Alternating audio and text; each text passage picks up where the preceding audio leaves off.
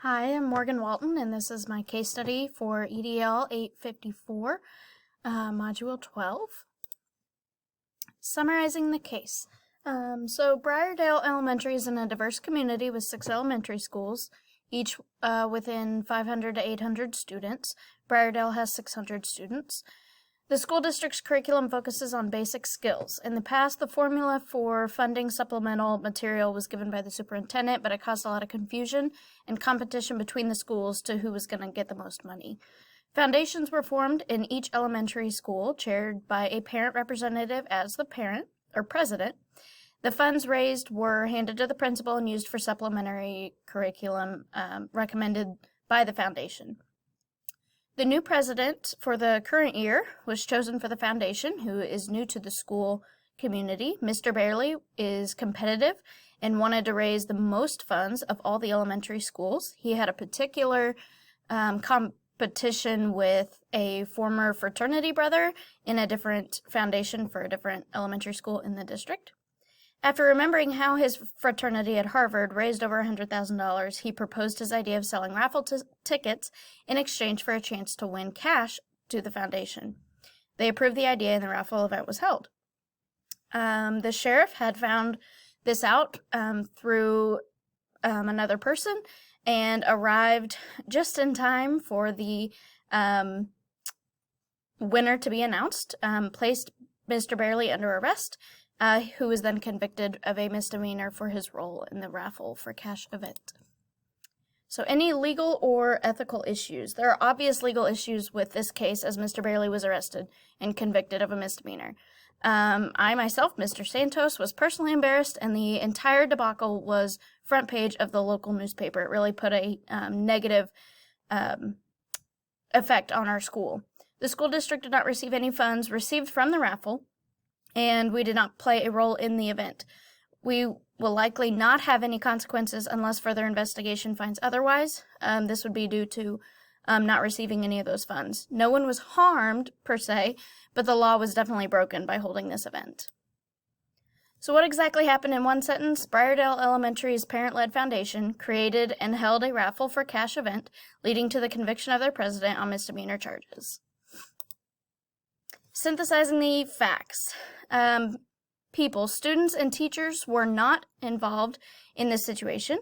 Mr. Santos, myself, was not involved, but the reputation of the school has been negatively impacted.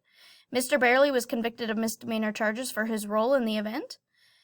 Where did this take place? Briardale is located in a diverse community with 6 elementary schools. The competition between the foundations at the schools played a small role in the competition leading to this event.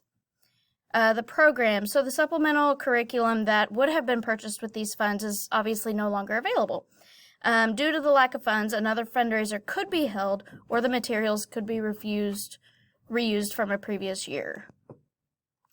So due to the funds not being available, like I said, the materials from the previous year could be reused, but they may not be up to date, or they could be non-existent due to being used from the previous year. Review and prioritize. This entire budget debacle can definitely be damaging to the stakeholders. The community was negatively impacted, and the event was spread across the newspapers. Students are ultimately suffering for this, as their curriculum will no longer be supplemented, as their current curriculum just addresses the basic skills. This would be until more funds can be raised. The teachers are also affected greatly because they're unable to supplement their current curriculum with new and updated programs, as they have done in the past. I believe that the information provided is enough to make a decision, and no longer further investigation is needed. Options and consequences. So in my opinion, there's 4 options we could have here. Option number 1 is leave the foundation as parent-led with no school connection, such as it currently is. Leave everything exactly as it is. Option number 2, make the foundation strictly school employee-led with no parent, members, or involvement. This would be going completely on the other side, taking away all parent members and making it strictly school members. Option number 3, allow the foundation to remain parent-led with the final say of each decision being made by the principal or a teacher committee. This would allow the foundation to stay the same except for the final decision being made by a school member. And option number 4, combine teachers and parents to create a new foundation that has school employees and parents working together to make decisions as a team. In this option, the committee themselves would be making those decisions. Evaluating the options. So number 1, leaving the foundation as it is. Pros, it allows the stakeholders to have input and keeps the foundation the same for consistency as things have always been. Cons, it has no school connection, no employee or administrator power. Option number 2, make the foundation strictly school employee-led with no parent members or involvement.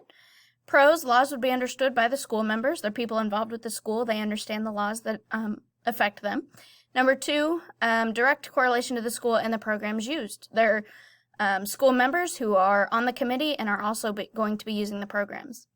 Cons, no parent input. This could cause some turmoil. It could cause some negative thoughts about the school for not involving parents anymore.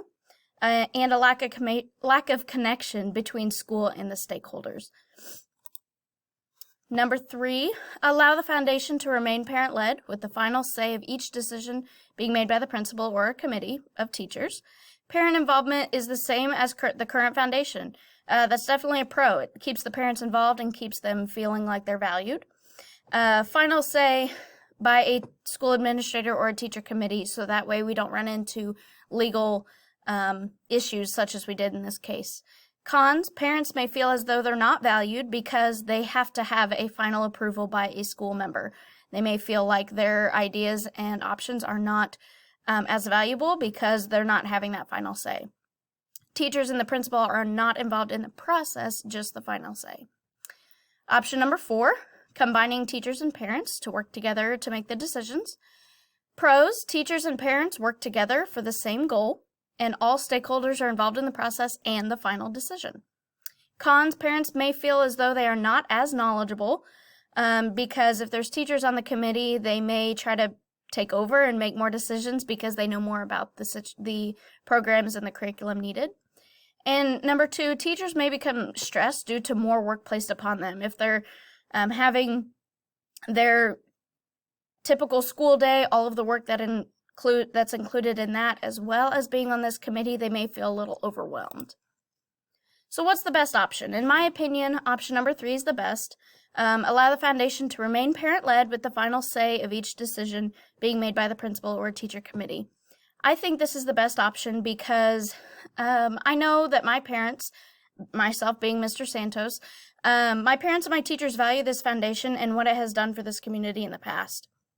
I know that the parents who are involved with the foundation have a sound understanding of the community and the best fundraising ideas for our area. I also know that the people on the committee are dedicated to choosing and recommending curriculums that would be beneficial to our teachers. The ultimate decision should come back to the principal or a teacher-driven committee so that we can ensure that legal and ethical issues do not surround this proposal, as well as to make sure that the event or product is possible within the guidelines of the school board and educational laws. It just keeps everyone on the same page and keeps us safe. Implementation. So within my school, I would first meet with the foundation, make sure they understand why Mr. Bailey was convicted, as well as make sure that they know that they have my full support. I definitely would not want them to feel like I'm looking down upon them for what happened. The team and I would discuss the options, the 4 options that I gave, leading to the decision of choosing option number 3.